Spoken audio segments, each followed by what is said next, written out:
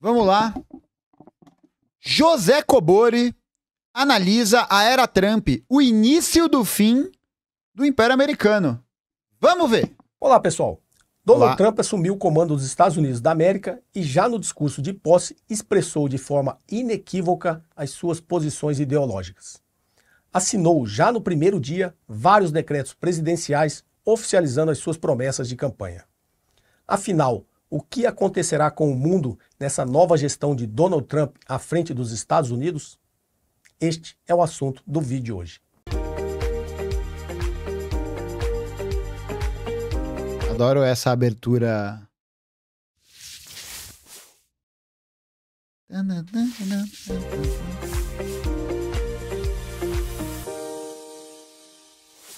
Bem, pessoal, se o assunto de seu interesse é economia política, finanças, estratégia empresarial e também gosta de reflexões como tudo isso se conecta com filosofia e os rumos da humanidade, considere se inscrever aqui no meu canal. A mala, E caso se inscreva, não esqueça de ativar as notificações para ser avisado sempre que eu postar um novo conteúdo.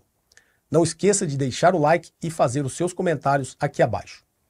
Agradeço a audiência de todos vocês na minha participação no Critique Podcast. Participou. Aproveito para convidá-los a assistir a minha participação no podcast A Grande Verdade, hoje, quarta-feira, 22 de janeiro, às 18 horas. Espero que apreciem Publicou também. ontem o vídeo. Vamos lá ao assunto de hoje. Bem, o assunto do momento no mundo todo é a posse de Donald Trump na presidência da maior potência militar e econômica do planeta, por enquanto. Como de costume, não vou abordar o tema com o senso comum que já se espalhou em todos os canais de comunicação pelo mundo todo, na grande mídia e na internet. Vejo na retórica e nas ações de Donald Trump um sinal de desespero, uma clara demonstração de quem sabe que o Império Americano está em declínio. Suas bravatas contra o mundo, inclusive contra seus aliados, é mais uma demonstração de fraqueza do que de força. O que é interessante, né? Porque demonstra também que essa iniciativa que o governo Trump está realizando, nesse momento, está muito mais ligada a essa necessidade de você bater o pé no projeto político da classe que representa, né? Nessa fração da classe que se encontrou na última época em franca decadência, né? Especialmente depois, com uma decadência particularmente acelerada a partir dos anos 90, né? A partir ali dos anos 2000, e que é intensificada pela crise de 2008, que é a grande crise do neoliberalismo. E hoje existe essa tentativa de retomada, né, do American Dream, do Make America Great Again e tal, numa linha discursiva que brada contra algumas, né, brada assim, metaforicamente, né, porque de verdade não brada porra nenhuma, mas que fala contra determinações impostas pela dinâmica neoliberal, pela assim chamada globalização, né, que ficou conhecido o nome bonitinho, e que se volta para um discurso de defesa doméstico muito grande, né, e que necessariamente vai acabar adquirindo um caráter chauvinista muito forte. O que também levanta dúvidas pra gente, porque será que a burguesia dos Estados Unidos está disposta a fazer essas mudanças na maneira de como elas estão preservando seus ganhos de capital? Tipo, reindustrializar os Estados Unidos, né? Sob essas bases? Não sei, né? Não sei. Vamos ver. Quem precisa ameaçar todo mundo é porque sabe que já não tem como liderar pelo exemplo. Ele quer conquistar. José Cobori chama Donald Trump para trocar porrada ao vivo. O público interno escondendo o verdadeiro problema da economia estadunidense. E o público externo tentando congregar os países pela força e não pela cooperação. A história é implacável. Todos os impérios tiveram a sua ascensão e queda pela sua sanha expansionista, militar, cultural e econômica. Nações que se tornaram grandes... Quem diria, né, que a galera que faz a água saborizada, macarrão de Cheetos, quem diria, né? Quem diria? Porra, quem poderia imaginar que a sociedade em que você pode comprar M&M's de todas as cores e você mora no seu Toyota Corolla 2015 entraria em decadência? Quem diria, né? Porra! Caralho, que... Vocês acreditam nisso, gente? Vocês acreditam nisso? Que o macarrão de Cheetos vai acabar? Cara, imagina a bênção do... A gente vai parar de receber vídeos de estadunidenses cozinhando.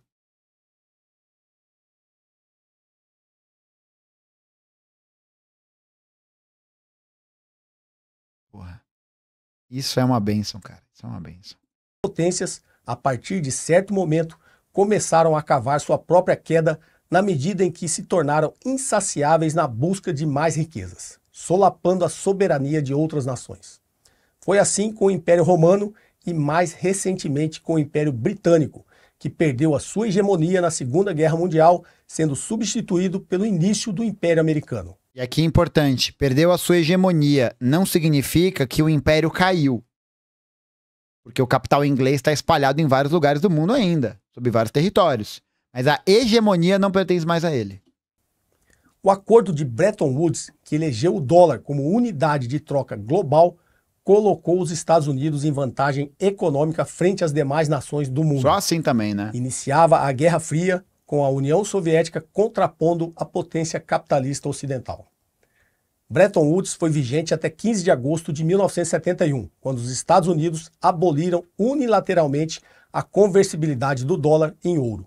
Mano, é impressionante porque quando você começa a pegar essas movimentações do Fed, essas movimentações do governo dos Estados Unidos, tanto no acordo de Bretton Woods, quanto no início do fim de Bretton Woods em 71, quanto a mudança da taxa de juros do Fed pelo Paul Volcker em 79, cara, você vê que são decisões unilaterais de um império que toma... que é isso, assim. Né? E aí toda essa democracia, essa história de liberdade, essa história de a terra dá oportunidade, cai por terra, porra. O bagulho todo se esfacela, se desmancha no ar, sabe? Porque você vê quão filha da puta, o quão imperialista é esse tipo de medida. Imagina, você tem um acordo que estabelece uma moeda, que é o dólar, em troca como a moeda de troca global, e aí um dia você tira a conversibilidade do dólar em ouro. Porque você quer. Porra, que putaria é essa, mano? Tá ligado? Ai, tomar no cu. Com a derrocada do bloco soviético e os Estados Unidos emitindo sua moeda apenas fiduciariamente, sem necessidade de lastro, o dólar se tornou o principal instrumento de poder na nova geopolítica mundial. Não por coincidência, nasce o neoliberalismo. Sem mais a disputa por mentes e corações, o estado de bem-estar social imposto ao capitalismo pela Guerra Fria começou a ser desmontado com ataques às políticas sociais e conquistas dos trabalhadores. Desde a década de 1980, observou-se uma enorme eclosão da desigualdade econômica, sobretudo nos Estados Unidos da América. É notável como o país evidencia um dos níveis mais elevados de desigualdade entre os países desenvolvidos. Ó, mais um dado interessante. O salário mínimo dos Estados Unidos não tem aumento real acima da inflação há mais de 40 anos. Há mais de 40 anos, os Estados Unidos não têm aumento real do salário mínimo no seu território. E você percebe que boa parte das atividades econômicas vão passar a ser realizadas dentro de um âmbito de acumulação da burguesia baseadas numa sanha financista. Tanto que você tem cidades que eram polos industriais muito importantes dos Estados Unidos, como Detroit, cidades da região dos Grandes Lagos, a Pensilvânia e tal, que a partir ali dos anos 70, anos 80, mano, o bagulho começa a entrar numa franca decadência. Parece que você tá num cenário de The Last of Us. Vou até mostrar aqui pra vocês. Detroit tem uma taxa de pobreza em 30% da cidade. 30%. A taxa de pobreza infantil, que atinge as crianças, é ainda maior. 43%. 43%. Se liga aqui. Isso aqui são imagens de Detroit, gente. Tipo, beleza, aí você vai no centro da cidade, é bonito, o centro é legal, não sei o quê, né? Pode ser um pouquinho mais maneiro. Mas é aqui, ó, é mesmo na região central. É onde está concentrada a maior parte da pobreza. Olha isso aqui. Olha isso aqui. Olha isso aqui.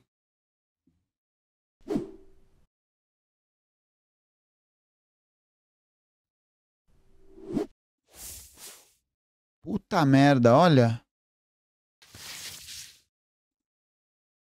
Olha aqui. Em 2014, Detroit tinha 42% da população abaixo da linha da pobreza. Meu Deus. E ó, que eu falei. Grandes Lagos aqui, ó.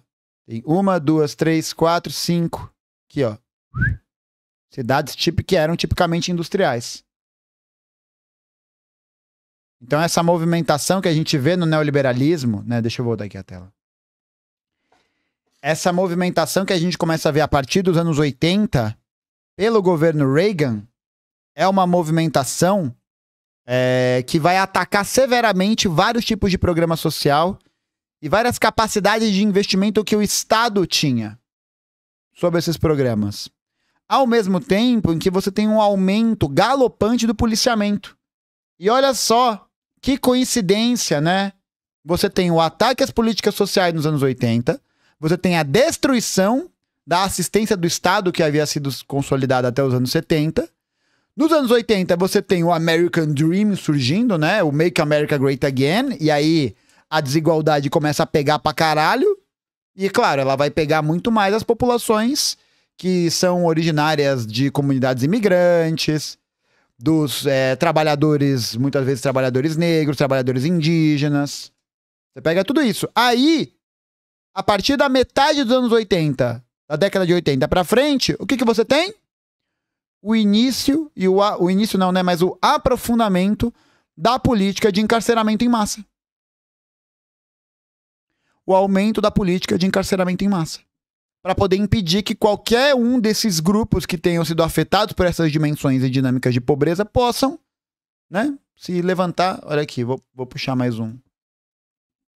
Mass Incarceration USA 80s, 90s. Olha aqui. Caralho. Assim, cara, a ciência é uma coisa muito louca, né, velho? Muito, muito louca. Se liga. O crescimento do sistema prisional. Olha o grau de verticalidade que isso assume a partir dos anos 80. Ó. Durante os anos 80, tiveram 398 mil pessoas encarceradas a mais. Um crescimento de 127%. Em uma década. Depois, mais um crescimento de quase 100%. Aqui foi mais 100%, aqui foi de quase 100%.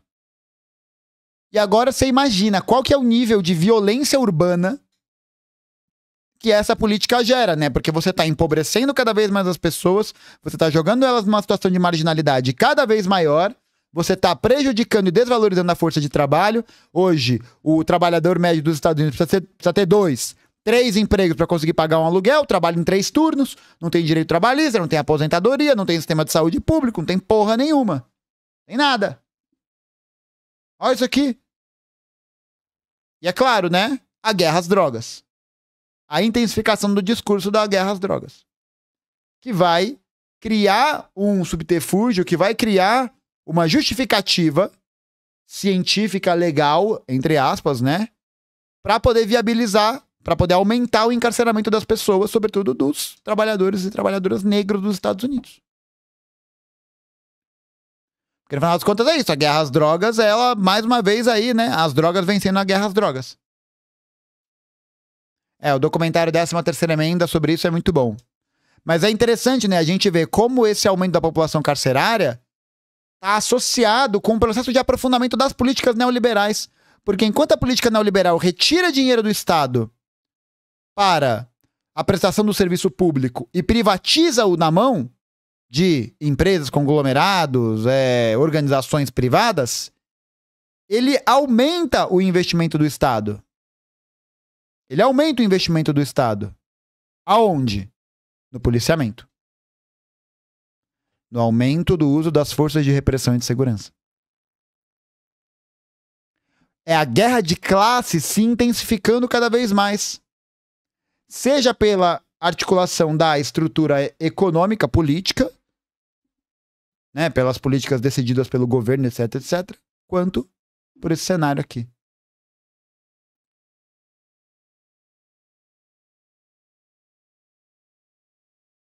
Doideira demais, né? Inclusive, essa desigualdade que o José Cobori tá falando aqui, ela também vai ser profundamente colocada nos anos 80 para a América Latina na crise da dívida. Quando os grandes investidores de capital privado mudam seus dinheiros, seus capitais, seus títulos de renda, né, seus investimentos para os Estados Unidos, que aumentou galopantemente a taxa de juros para poder atrair esses capitais. E aí, os países da América Latina entram numa crise de liquidez, porque eles não têm dinheiro para pagar seus credores. E aí começam a solicitar empréstimo do Fundo Monetário Internacional e do Banco Mundial. Aí o FMI e o Banco Mundial falavam o quê? Falavam, ó, te empresto dinheiro sim, desde que você aplique políticas de austeridade. Desde que você destrua empresas públicas, você faça arroxo salarial, você controle a inflação. E controlar a inflação no receituário liberal é o quê? Desaceleração da economia. Desaceleração da economia, que já é o que o Haddad está defendendo, né? Mas enfim, isso é um outro papo. A retórica de Trump, com discursos xenófobos e racistas, escondem o verdadeiro problema da economia estadunidense. Joseph Stiglitz, economista estadunidense e Nobel de Economia em 2001, em The Price of Inequality, How Today's Divide Societies Endangers Our Future, em português, o preço da desigualdade, como a sociedade dividida de hoje põe em risco o nosso futuro, disse: sociedades amplamente desiguais não funcionam com eficiência e suas economias não são estáveis nem sustentáveis a longo prazo. Imagina se uma outra pessoa pudesse ter dito isso, né?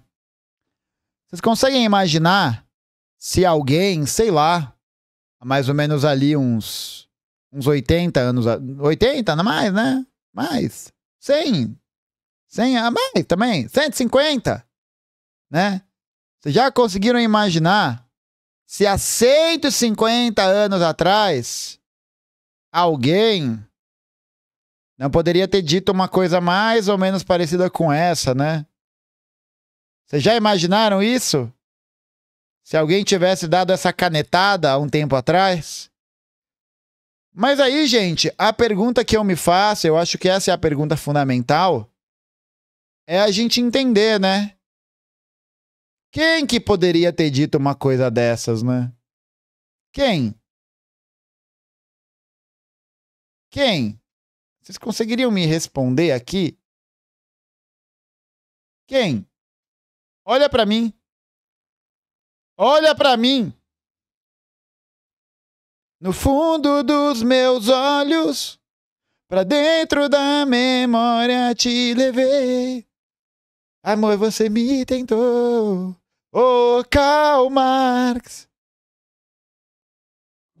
Eu vou deixar... Ó, comenta aqui embaixo quem você acha que poderia ter dito isso.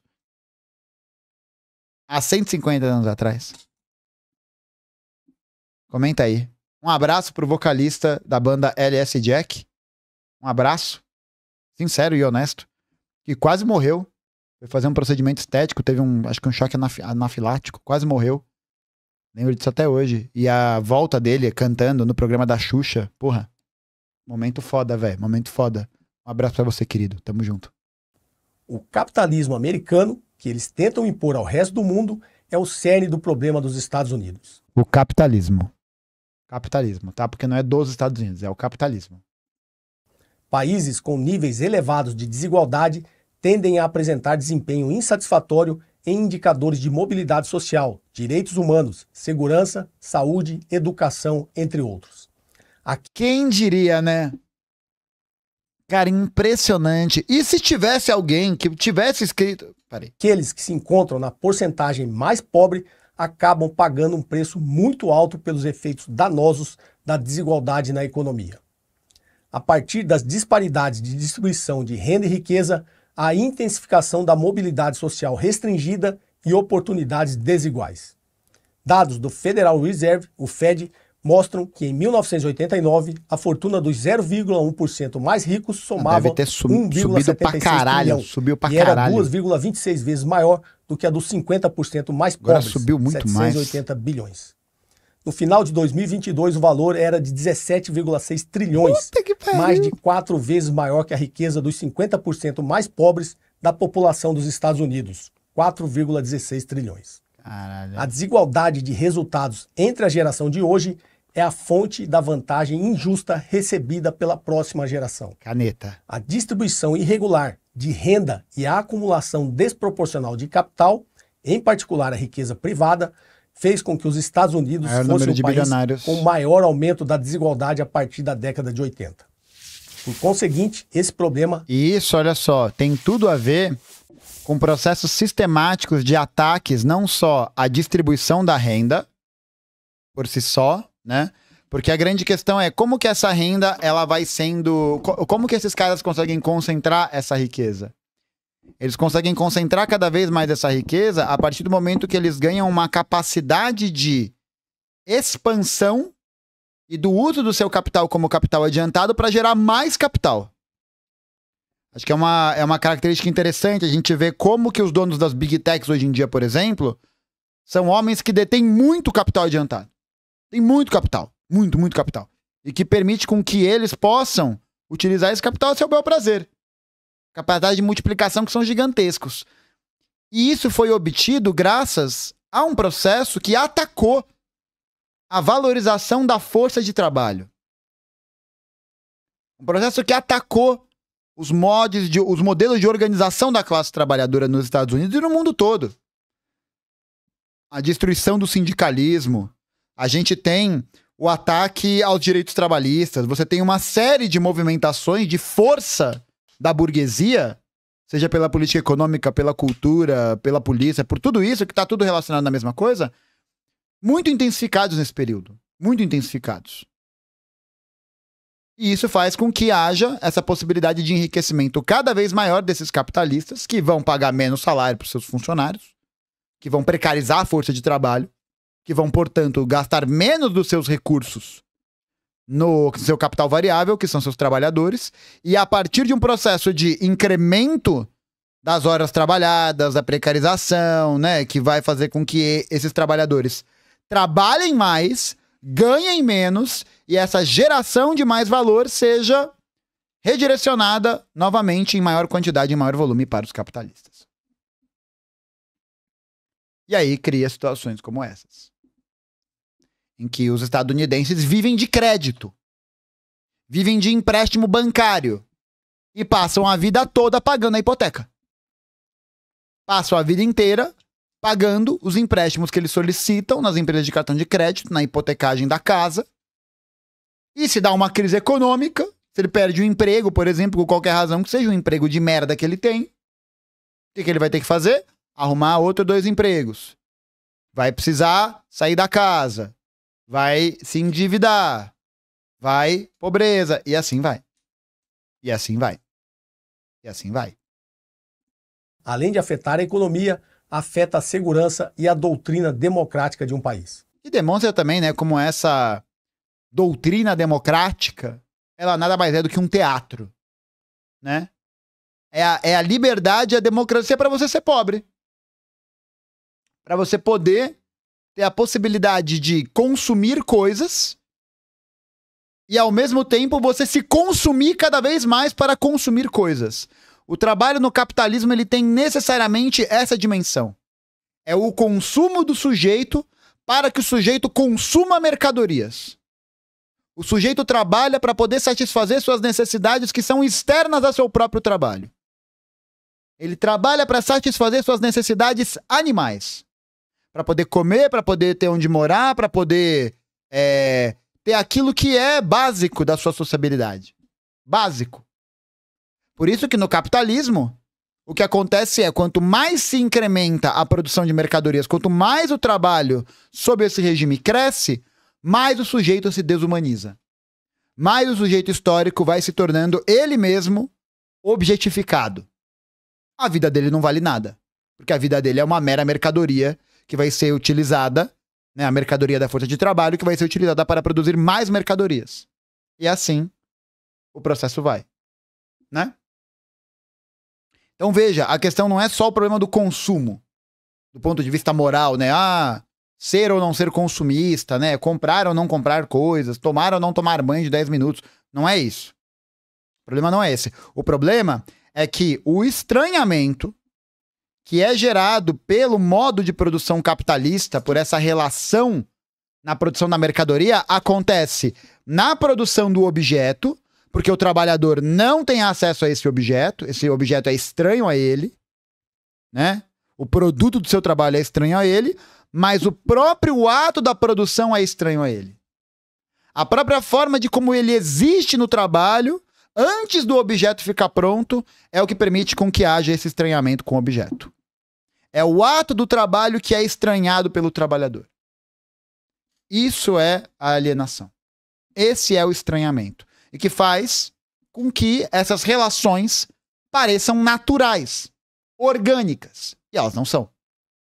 Por isso que um dos eixos centrais do neoliberalismo, do capitalismo como um todo, mas acho que no neoliberalismo que ele está falando aqui, que a gente pode ter um exemplo mais categórico, é de conseguir criar dimensões culturais de agitação, de propaganda, para vender essa ideia de que você é só correr atrás. De que é assim mesmo, de que isso é natural. Você ter propaganda, mecanismos do cinema, da literatura, do jornalismo, que fazem com que essa ideia seja naturalizada cada vez mais. Para que a exploração não seja vista no seu âmago mais profundo. Na realidade concreta. E principalmente, não só para a exploração não ser vista, né? Mas para que ela não seja vista como um problema político. E não só econômico. Isso demonstra o crescimento da insegurança nos estadunidenses, tendo em vista que, em se tratando do aumento da desigualdade econômica, a população perde a confiança no Estado, aumentando níveis de insegurança, violência e extremismo. O aumento da desigualdade econômica nos Estados Unidos é o principal motivo do declínio do país. Ao invés de atacar o verdadeiro problema, Donald Trump elege internamente os imigrantes como os responsáveis pelas mazelas da sociedade estadunidense. E externamente, elege os demais países como inimigos da economia americana. Como o próprio Trump declarou recentemente, deixar que outros países deixem de utilizar o dólar como moeda para as transações internacionais é como perder a Terceira Guerra Mundial. Pelo menos uma frase lógica proferida por ele. Atualmente, mais de 90% das transações cambiais no mundo são feitas em dólar. É isso que os Estados Unidos querem proteger. O uso do dólar é a principal força por trás dos Estados Unidos. A demanda por dólares é alta porque muitos países mantêm reservas e fazem transações na moeda americana, principalmente com petróleo.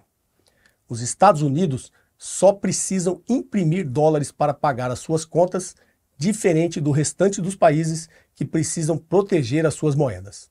Se essa demanda começar a cair, será um enorme problema para os Estados Unidos. Eu acho que o processo da desdolarização está bem longe ainda. Está bem longe ainda. Bem longe, bem longe. Mas os caras estão armando o terreno, né? Esse é o maior desafio para os Estados Unidos. A maior ameaça são os países do BRICS começarem a fazer as suas transações em outra moeda. Não à toa, Trump ameaça taxar em 100% os países do BRICS caso eles tentem utilizar outra moeda que não o dólar. Um líder de um partido que vem de ser contra os impostos agora quer tarifar todo mundo. O povo estadunidense bate palmas como se não fossem eles, os cidadãos americanos, que pagarão pelas tarifas nos produtos importados que comprarem. Dados do FMI mostram que o BRICS representam 37,3% da economia global, calculado pela paridade do poder de compra. O G7, Estados Unidos e União Europeia, representam 29,3%. Segundo o Fórum Econômico Mundial e a S&P, os BRICS consomem 35% do petróleo do planeta, mas vão controlar metade da produção mundial de petróleo. Se considerarmos a nova composição com 36 países, os BRICS somam 47% da produção industrial mundial e 57% da população. É um novo bloco de guerra, né, gente? É um novo bloco que se configura aí para uma disputa de hegemonia global. Os BRICS crescem mais que o G7 há décadas. É um novo mundo econômico. O Império Americano e o seu modelo estão em declínio em relação aos BRICS. A unanimidade e o domínio dos Estados Unidos acabou e o mundo tenta entender como navegar nessa nova ordem global.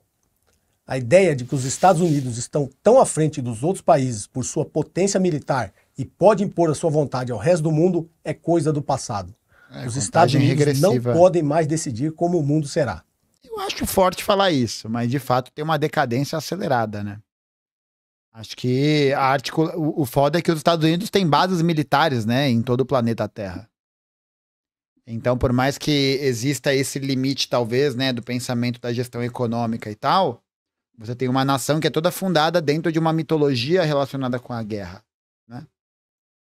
O próprio capitalismo difundido pelos estadunidenses consolidou que o poder é, antes de tudo, econômico e não somente militar. Sua tentativa de sufocar a Rússia com suas sanções econômicas foi derrotada pelos BRICS. Com a queda da hegemonia do dólar, os Estados Unidos não terão mais suas fontes infinitas de financiamento e nem irão exportar mais suas crises para os outros países. Antes, qualquer país que desejasse investir no crescimento de sua infraestrutura ia a Nova York, Londres ou Paris, pedir e esperar por um empréstimo para o seu desenvolvimento. Se desejassem fazer comércio, iriam aos mesmos lugares. Agora, todos têm uma segunda opção. Os BRICS têm dinheiro e têm mercado consumidor. Os BRICS estão mudando o jogo. O bloco é fonte de apoio para outras nações. É só a questão de como que esse desenvolvimento vai se dar nas outras nações, né? Porque o papel do Brasil nos BRICS, por exemplo, é de tentativa de asseguramento da estrutura da produção do agronegócio. Que para nós aqui é uma merda, né? Países estão se adaptando a uma economia global em mudança. Independente de ideologias, os BRICS estão abraçando novos países sem ter na sua agenda uma imposição de seus valores e suas culturas. É um bloco de cooperação econômica.